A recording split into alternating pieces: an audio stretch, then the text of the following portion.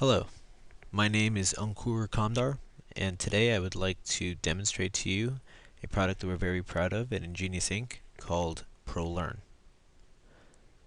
Let me first give you a background on ProLearn, and then we'll go into the program and actually take a look at it ourselves.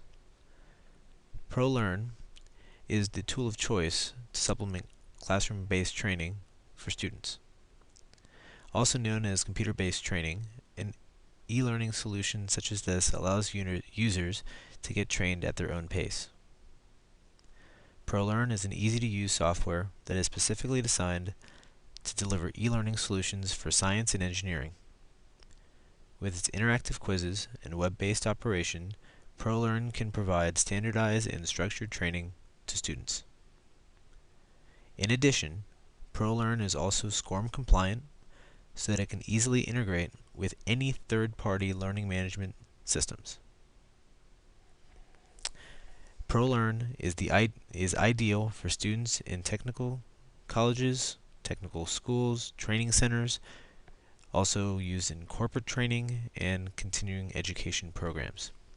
Let's go ahead and take a look at the program so you can see for yourself.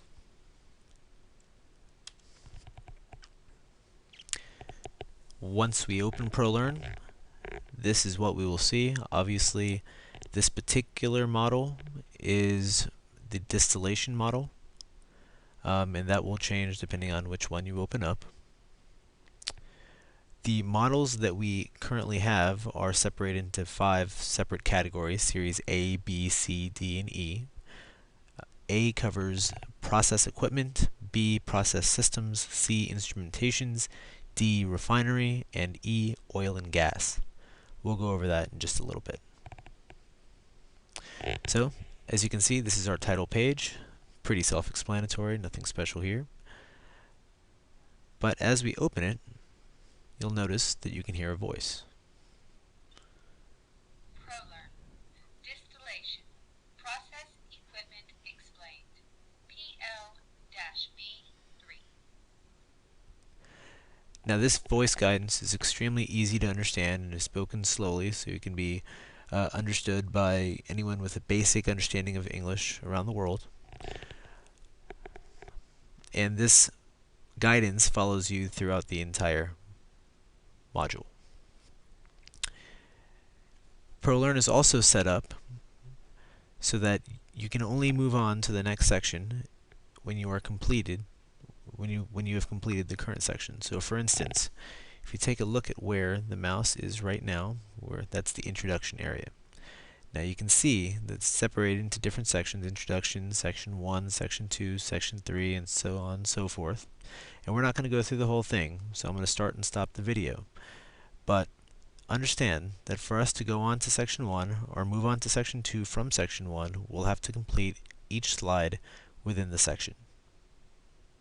At the end, you'll notice there is a conclusion with course objectives summarizing what we should have learned throughout the lesson, as well as a quiz. And these quiz scores are SCORM compliant and can be exported to any LMS of your choice. So let's get started. And let's take a look at the course navigation slide. Course navigation information. Before beginning this ProLearn module, please become familiar with the general screen layout. Please follow along as the module guides you through the course navigation. If you are unclear about any of the topics explained, please rewind and play back this section of the course module.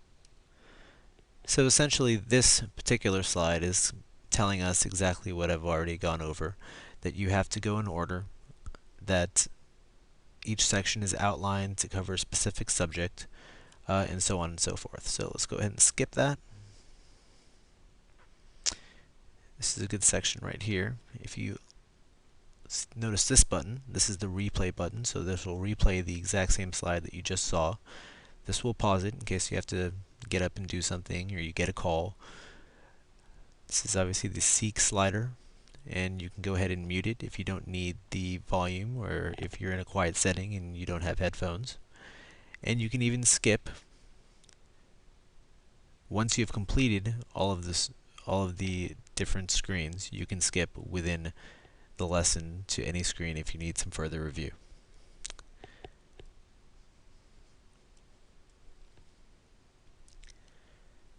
Now we're skipping ahead, and as I'd mentioned before, you'd have to go through each section before you can move on to the next section. So what I've done is gone through it myself and skipped right ahead.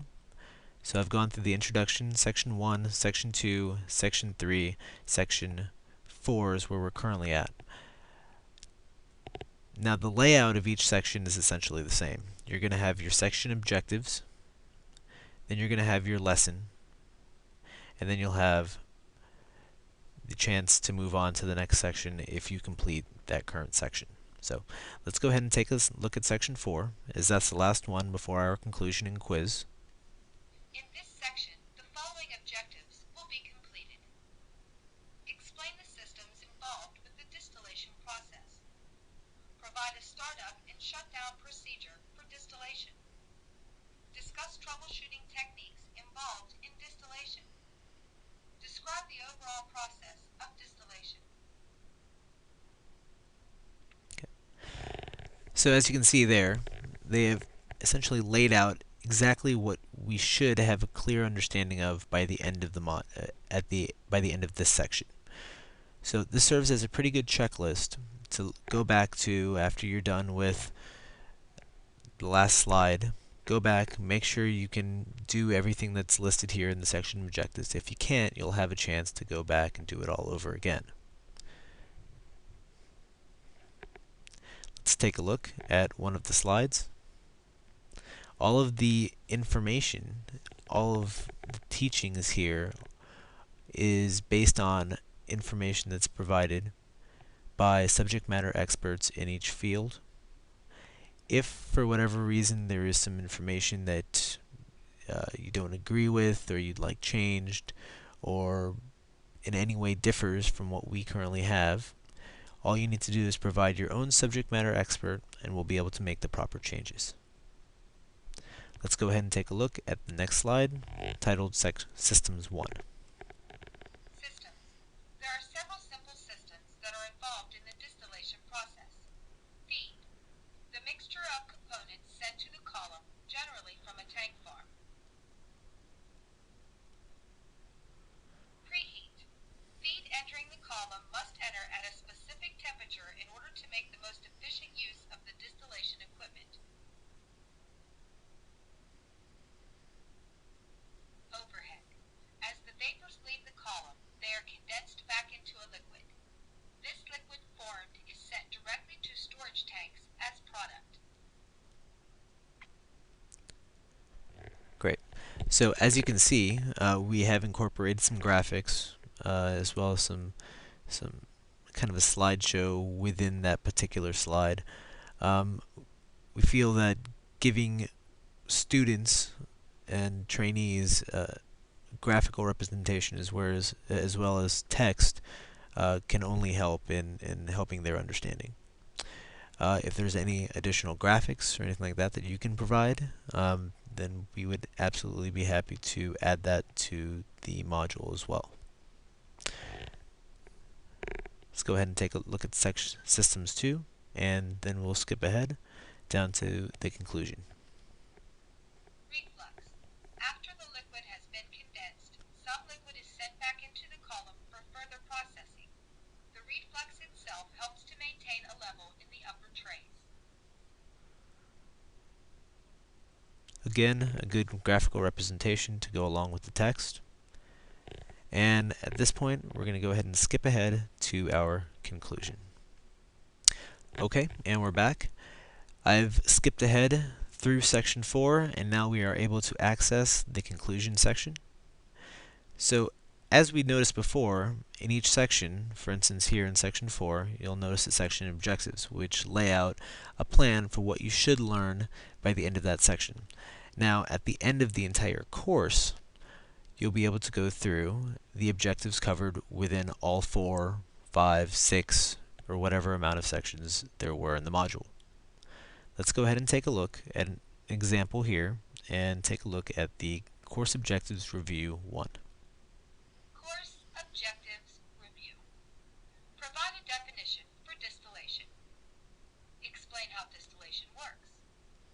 Explain the principles of distillation. Discuss concepts of material and heat balance. Provide an example of simple distillation. Describe the different types of distillations. Discuss pressure relationships. Okay, so that lays out a pretty good checklist of what we should be able to do. So as a student, what one would do would be to go through each of these different objectives and see if they can, for instance, explain how distillation works, describe the different types of distillation, and discuss pressure relationships. If they are able to do so, then more than likely they have retained much of the information that was taught to them within the last 30 minutes or so, or 4 sections. If not, you always have the ability here to flip back and forth and go back to any slide that you'll need to refresh your memory. Let's go ahead and I'm going to skip over the review 2. It's just more of the objectives that you can kind of go over by yourself. But I want to show you a list of the current modules that are available. As I mentioned before, they're separated in A, B, C, D, and E series. The lower, I guess the A series is a little bit simpler and less complex than the B, C, the D, and the E. Also, we sell these in packages, so if you just like all of the A's for a starter class or a 101, or you'd like all of the C's for a little bit more of an advanced class, then we can definitely provide that as well. Also, I'd like to go over some of the advantages of ProLearn. ProLearn offers standardized and structured training, an intuitive graphical interface. It also offers multiple license options and is extremely quick and easy to learn, as you can see here. It offers the instructor a chance to have instructorless training and assign such modules as homework or to supplement their own classroom-based training. And one of the biggest things is that it offers web-based operation. You can run this entire program off of the web. So you can store it on our servers or your servers, and you can run it off of the web and access it from anywhere. Also, as I've gone over, it's completely SCORM compliant and will work with any LMS of your choice. Let's go ahead and start the quiz. The quiz question is, the term fractions refer to the cut separated from the components of hydrocarbons. Now, is that true or false? Let's say, for instance, that we wanted to say false. Now, we can immediately check our answer, or we can wait until the end of the quiz and see a complete review where we'll be told which answers were correct and incorrect and what the correct answers were. So, for this case, let's go ahead and click check the answer. Guess we got that one wrong. So those points will be deducted from our total score of 100 at the end of the quiz. Let's move on to the next question.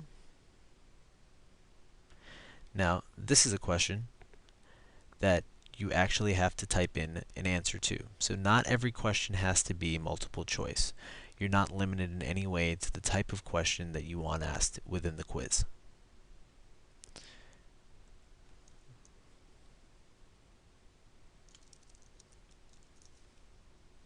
I just typed in ingenious. I don't think that's going to be the right answer, but let's go ahead and check. Obviously, that's not correct. We can move on to the next question.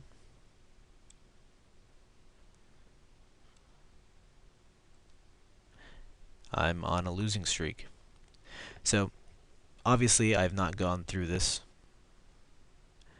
at all, but any student that is getting to this point should be able to use the information that they've just learned to be able to accurately answer these questions. So what I'm going to do now is try to do a little bit better and skip ahead to the final review of the quiz and see whether or not we're able to pass this model. So as you can see, after those initial incorrect answers, it did go on a little bit of a winning streak here. And looks like I got 11 correct, 4 incorrect, a total score of 11 out of a possible 15, and a percentage of 73%. Now, that's not really a score that I would be happy with, but the settings are made by the instructor. They have the ability to make the settings for what kind of passing score they want to set. So for instance, if it looks like in this case the passing score number was set at 70. If the passing score number was set at 80, I would have to redo the test before I receive my certificate. That is completely up to the instructor and at the instructor's discretion. We can also click on Review Test here, and as I mentioned before, we can go question by question, find out what our answer was and what the correct answer was. So you can probably remember these answers here. The false answer that I gave, then the answer of ingenious, and it looks like the correct answers were lighter, vapor, higher, and liquid. So obviously I wasn't really paying attention there. After we're done with that, we can move on to the next page. And it looks like, since I've passed, I'm going to be receiving a certificate. Let's go ahead and put our names in there.